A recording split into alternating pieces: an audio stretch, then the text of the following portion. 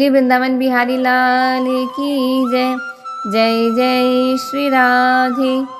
आषाढ़ मास की शुक्ल पक्ष की एकादशी को देवशयनी एकादशी के नाम से जाना जाता है। देवशयनी एकादशी का बहुत खास महत्व है। यह सभी एकादशियों में सबसे श्रेष्ठ एकादशी होती है। इस एकादशी से चातुर्मास भी आरंभ हो जाता है। इस एकादशी से अगले 4 महीनों तक कोई भी शुभ और मांगलिक कार्य नहीं किया जाता। आज ही के दिन से भगवान श्री हरि विष्णु क्षीर सागर में शयन करते हैं और फिर उन्हें 4 महीने बाद निद्रा से जगाया जाता है। एक बार धर्मराज युधिष्ठिर जी ने भगवान श्री कृष्ण जी से पूछा कि हे केशव, आषाढ़ शुक्ल एकादशी का क्या नाम है? इस व्रत के करने की विधि क्या है और किस देवता का पूजन इस दिन किया जाता है? तब भगवान श्री कृष्ण कहने लगे कि हे युधिष्ठिर, जिस कथा को ब्रह्मा जी ने नारद जी से कहा था वही मैं तुमसे भी कहता हूँ। एक समय नारद जी ने ब्रह्मा जी से यही प्रश्न किया था। तब ब्रह्मा जी ने उत्तर दिया कि हे नारद, तुमने कलयुगी जीवों के लिए बहुत ही उत्तम प्रश्न किया है, क्योंकि देवशयनी एकादशी का व्रत सब व्रतों में बहुत उत्तम है। इस व्रत से समस्त पाप नष्ट हो जाते हैं और जो मनुष्य इस व्रत को नहीं करते वे नरकगामी होते हैं। इस व्रत के करने से भगवान विष्णु भी बहुत प्रसन्न होते हैं। इस एकादशी का नाम पद्मा भी है। अब मैं तुम्हें इसकी एक पुरानी कथा कहता हूँ। सूर्यवंश में मानधाता नाम का एक चक्रवर्ती राजा हुआ, जो सत्यवादी और महान प्रतापी था। वह अपनी प्रजा का पुत्र की भांति पालन किया करता था। उसकी सारी प्रजा धन धान्य से भरपूर और सुखी थी। उसके राज्य में कभी अकाल नहीं पड़ा था। एक समय उस राजा के राज्य में 3 वर्ष तक वर्षा नहीं हुई और अकाल पड़ गया। प्रजा अन्न की कमी के कारण अत्यंत दुखी हो गई। अन्न के ना होने से राज्य में यज्ञ आदि भी बंद हो गए। एक दिन प्रजा राजा के पास जाकर कहने लगी कि हे राजन, सारी प्रजा त्राही त्राही कर रही है, क्योंकि समस्त विश्व की सृष्टि का कारण वर्षा ही है। वर्षा के अभाव से अकाल पड़ गया और अकाल से प्रजा मर रही है। इसलिए हे राजन, ऐसा कोई उपाय बताओ जिससे प्रजा का कष्ट दूर हो सके। राजा मानधाता कहने लगे कि आप लोग ठीक कह रहे हैं। वर्षा से ही अन्न उत्पन्न होता है और आप लोग वर्षा ना होने से अत्यंत दुखी हो गए हैं। मैं आप लोगों के दुख को समझता हूँ।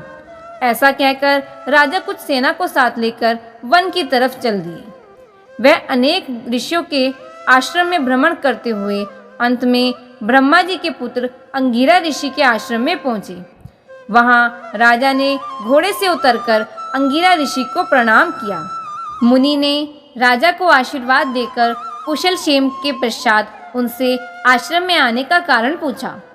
राजा ने हाथ जोड़कर विनीत भाव से कहा कि हे भगवान, सब प्रकार से धर्म पालन करने पर भी मेरे राज्य में अकाल पड़ गया। इससे प्रजा अत्यंत दुखी है। राजा के पापों के प्रभाव से ही प्रजा को कष्ट होता है, ऐसा शास्त्रों में कहा गया है। जब मैं धर्मानुसार राज्य करता हूँ तो मेरे राज्य में अकाल कैसे पड़ गया? इसके कारण का मुझे अभी तक कुछ पता नहीं चल पाया। अब मैं आपके पास इसी संदेह को दूर कराने आया हूँ। कृपा करके आप मेरे संदेह को दूर कीजिए और साथ ही साथ प्रजा के कष्ट को दूर करने के लिए कोई उपाय भी बताइए। इतनी बात सुनकर ऋषि कहने लगे कि हे राजन, यह सतयुग सभी युगों में उत्तम है। इसमें धर्म के चारों चरण सम्मिलित हैं, अर्थात इस युग में धर्म की सबसे अधिक उन्नति होती है। लोग ब्रह्मा की उपासना करते हैं और केवल ब्राह्मणों को ही वेद पढ़ने का अधिकार है। ब्राह्मण ही तपस्या करने का अधिकारी है, परंतु आपके राज्य में एक शूद्र तपस्या कर रहा है। इसी दोष के कारण आपके राज्य में वर्षा नहीं हो रही। इसलिए यदि आप प्रजा का भला चाहते हैं तो उस शूद्र का वध कर दीजिए। इस पर राजा कहने लगे कि महाराज, मैं उस निरपराध तपस्या करने वाले शूद्र को किस तरह मार सकता हूँ? आप इस दोष से छूटने का कोई दूसरा उपाय बताएं। तब ऋषि कहने लगे कि हे राजन, यदि तुम अन्य उपाय जानना चाहते हो तो सुनो। आषाढ़ मास के शुक्ल पक्ष की देवशयनी नाम की एकादशी का विधि पूर्वक व्रत करो। व्रत के प्रभाव से तुम्हारे राज्य में वर्षा होगी और प्रजा सुख प्राप्त करेगी, क्योंकि इस एकादशी का व्रत सब सिद्धियों को देने वाला है और समस्त उपद्रवों को नाश करने वाला है। इस एकादशी का व्रत तुम प्रजा, सेवक और मंत्रियों सहित करो। मुनि के इस वचन को सुनकर राजा अपने नगर को चल दिया और उसने विधि पूर्वक देवशयनी एकादशी का व्रत किया।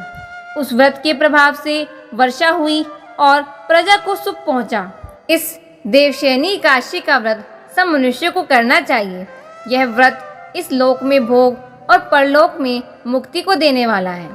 इस कथा को पढ़ने और सुनने से ही मनुष्य के समस्त पाप नष्ट हो जाते हैं। बोलिए वृंदावन बिहारी लाल की जय।